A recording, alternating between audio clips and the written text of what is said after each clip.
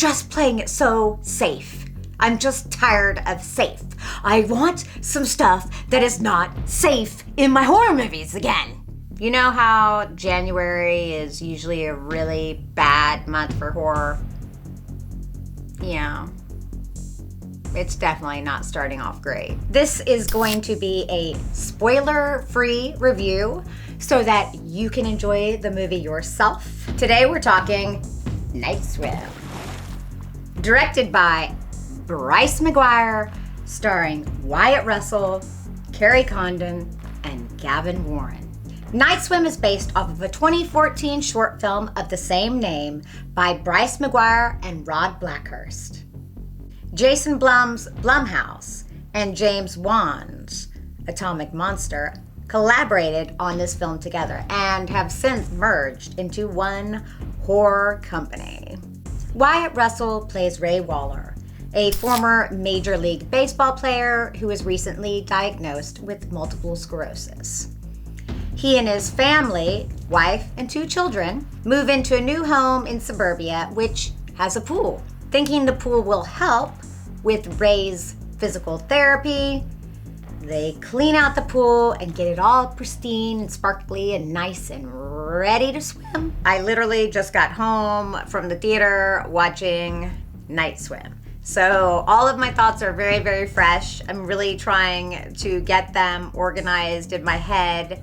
Coming out of the theater, I really was a little confused because there's definitely some things that I liked about this film, but there's some things that I definitely did not like about this film. I can pretty much guarantee, based on this film, that the reviews will be all over the place. I would assume that a lot of them will not be complimentary to the film. However, that doesn't mean that it doesn't deserve compliments. It's hard to make a film that literally centers around a pool and just a pool.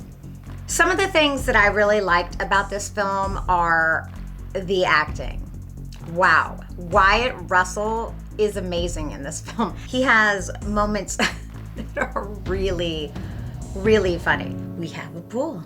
And then toward the end of the film, he gets incredibly creepy. Really liked him creepy. I actually wish they had extended him in this part that he was in because I feel like that's where the real scares come in. The son is just amazing.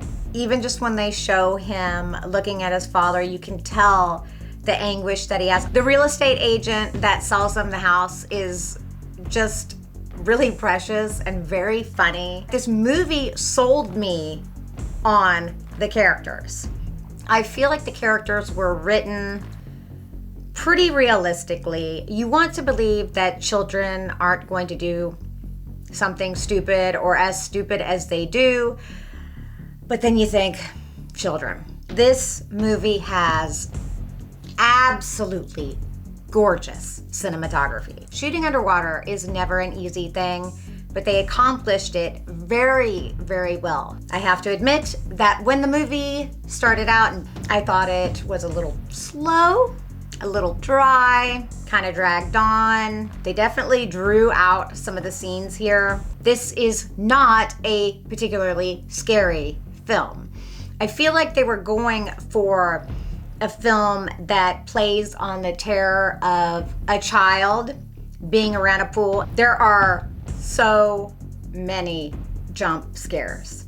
And honestly, far too many jump scares for my liking. I want to feel something other than compassion for these characters. I've said this before and I'll say it again. If I wanted to just care about the family though, I would watch Lifetime films, not horror films. There were a lot of laughs in the theater, but it's not a comedy. It starts off, you see another family and how that turns out. And then it goes to the Waller family and it goes very, very slowly. And then as it gets to a certain point, it just rushes through it. And I think that's where the gold of the film was. In trying to determine what is happening with the pool, instead of seeing the research that was done to find all of this stuff, you literally just see the after effects of it. I feel like movies are much more successful when they show the character actually discovering the different things. Like in The Ring, when Naomi Watts was researching the video, you literally saw her discover every aspect of that. And that, when you discover that as a viewer with the character, it's much more compelling. They had a really cool backstory to this that honestly didn't hit or resonate the way that it should have, because they didn't show it in the way that they should have. For seasoned horror fans, this is not scary. This is not gonna scare you. You're not gonna be scared other than the overabundance of jump scares. Because trust me, there is an overabundance of jump scares in this film. That's the only thing that's gonna get a rise out of you, but that's not a true scare. That's not true fear. That's just a natural reaction. So unfortunately, this film is not scary. It's just not scary. Any sort of seasoned horror fan is really going to look at these films as, horror fluff. It has moments that are very cool, and it's got elements that could be there for a perfectly scary movie. I do not understand why people are making horror films these days that they don't want to scare people with. It feels like they're intentionally not trying to scare people. Look, if you're 13, you'll love this movie. I went into this movie really, really wanting to like it. And I didn't hate this film, but I didn't love it. I will say that I did like this film more than I liked The Exorcist, so there's that. That's a big win. That's something for sure. I mean, this movie wasn't trying to live up to a legend, however, so I hate when I don't like movies. I love horror, and I really want to like these movies. What a great cast. What a great, wonderful cast. And what a weird, cool concept. I always hold out hope, and then I'm just really, really disappointed. And then I'm even more disappointed in myself for thinking that it could have been better. It's like, duh, dumb, Crystal. So dumb. What's wrong with you? Have you not been burned enough, Crystal? I know I'm not the only one out here that feels like that. It's disappointing. I'm really gonna be interested to see what movie is gonna blow me away this year. What movie am I gonna watch and go, damn, that's a good horror movie right there.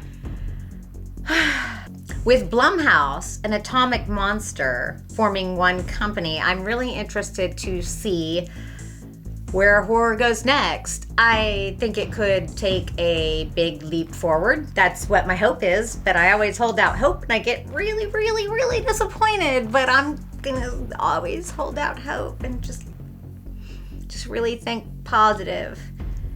I think this could be a really good move for both of the companies, and I think it could be a good move for horror. So this could be a step in the right direction. I think James Wan is obviously a phenomenal director. Has he made missteps? Yes, but at least he does seem to actually like making a scary movie. If you're interested in this film, I think you should absolutely go out and see it and make up your own mind as to whether you like it or not. The movie is a nice, quick 1 hour and 38 minutes long, and it has a PG-13 rating. Night Swim is in theaters right now. Are you planning on seeing Night Swim? And if you did see Night Swim, did you enjoy it? Let me know in the comments below. And as always, I really do hope that you have the most amazing day, my spooky darlings. This isn't as bad as The Exorcist, though. There's that. That's good. Yeah. I suffer from crippling depression because of all these poopy movies.